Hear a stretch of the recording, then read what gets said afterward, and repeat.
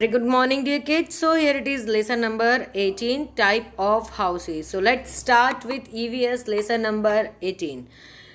Look at the houses around you. Some are kacha houses and some are pakka houses. Some have only ground floor and some are multi-storied. तो बेटा आप अपने आसपास बहुत सारे तरीके के घरों को देखते हैं. कुछ कच्चे होते हैं, कुछ पक्के होते हैं, कुछ मल्टी-स्टोर्ड मतलब फ्लैट टाइप भी होते हैं. We need many kinds of material for building these houses. आप लोग 3rd स्टैंडर्ड और 4th स्टैंडर्ड में भी पढ़ के आए हो कि हम लोगों को घर बनाने के लिए अलग अलग तरीके की मटेरियल की नीड होती है. Like A house may be कच्चा और पक्का, but there should be arrangement for light and fresh air in all of them as this keep us healthy. चाहे हमारा मकान कैसा भी हो, पक्का हो चाहे कच्चा हो, बट हमेशा घर बनाते समय जो बात का ध्यान रखते हैं कि वहाँ पर हवा और लाइट का जो एंट्रेंस है वो एकदम सही होना चाहिए. जितनी अच्छे से घर में फ्रेश एयर और लाइट आती है उतना हम हेल्दी रहते हैं. Look at the hall of your school, the door and windows are facing each other. जैसे कि अगर हम लोग हमारे स्कूल में भी अगर रूम्स या हॉल देखें तो वहाँ पर भी विंडोज़ एक दूसरे के आमने सामने होती है. बड़ी बड़ी विंडोज़ होते हैं जिसकी वजह से हवा का वेंटिलेशन अच्छे से होता है. And that time our room, our hall और our school will be cool.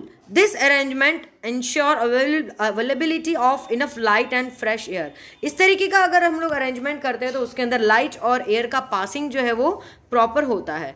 Then you can see different kind of houses on the screen. Like desert region में किस तरीके के हाउसेस होते हैं, देन हाउसिंग बोर्ड कॉलोनी में किस तरीके के हाउसेस होते हैं, and multi stored apartment like flats होते हैं तो उसमें किस तरीके के हाउसेस होते हैं. सो here is the different kind of picture, different kind of houses that available in our city.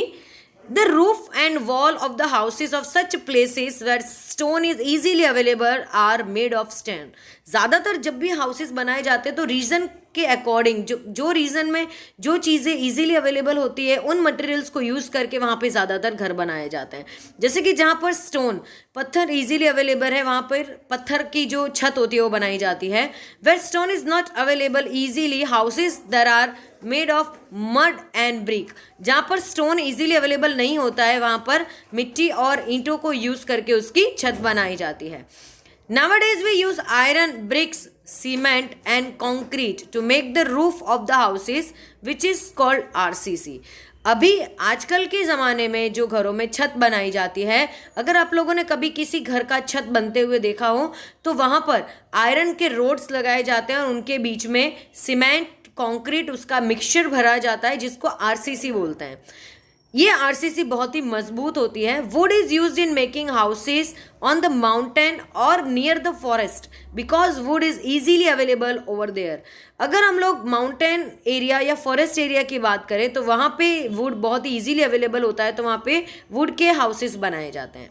Nowadays people are migrating from the village towards the town. आजकल के ज़माने में लोग जो है गांव से शहर की तरफ आ रहे हैं. Due to this land decrease and population increase in the town.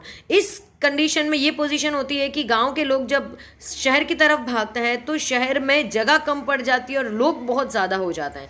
इस सिचुएशन में उनको रहने की जब प्रॉब्लम आती है तब but every day needs a house to live in. So houses are made adjacent to each other. इसलिए ज़्यादातर सिटी के अंदर हाउसेस एक दूसरे के बहुत ही क्लोज बनाए जाते हैं. We make multi storied building in the cities और उसकी वजह से बहुत बड़े बड़े फ्लैट बनाए जाते हैं जिसमें कम से कम 15 to 20 फ्लोर्स होते हैं और एक छोटी सी जगह में भी बहुत सारे लोगों को रखा जा सकता है. In the above picture multi storied building are shown. In this all have a single roof while the step and lift are used in the collective from by all people. मतलब यहाँ पे एक एक छत सबके एक एक जो है फ्लोर एक एक सबको दे दिया जाता है बट स्टेप जो स्टेयर्स होते हैं और लिफ्ट होते हैं वो कॉमनली पीपल एक दूसरे के साथ शेयर करके यूज़ करते हैं. We have to spend more money on building houses which have all the facilities. और अगर हम लोग ऐसा घर बनाना चाहते हैं जहाँ पे सारी तरीके की फैसिलिटीज़ अवेलेबल हो तो उसमें बहुत सारा पैसा लगता है. People build houses according to the need and economic condition.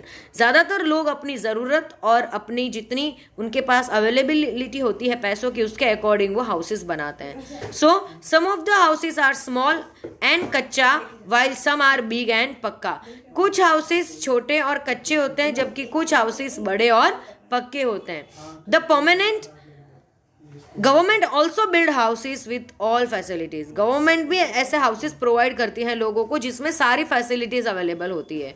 We can make payment in small instalment, और गवर्नमेंट के उन हाउसेज के लिए हम लोग छोटे छोटे इंस्टॉलमेंट में पेमेंट कर सकते हैं. In this way many person get houses according to their need, और गवर्नमेंट की इस हेल्प की वजह से कई लोगों को घर, जिनके पास नहीं है उनको घर मिलता है.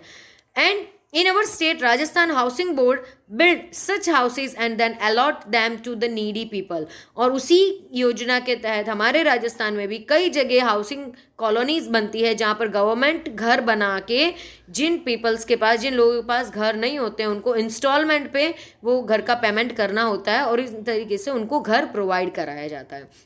तो बेटा आप ये चैप्टर्स जो है अच्छे से पढ़ो, each and every line should be understood.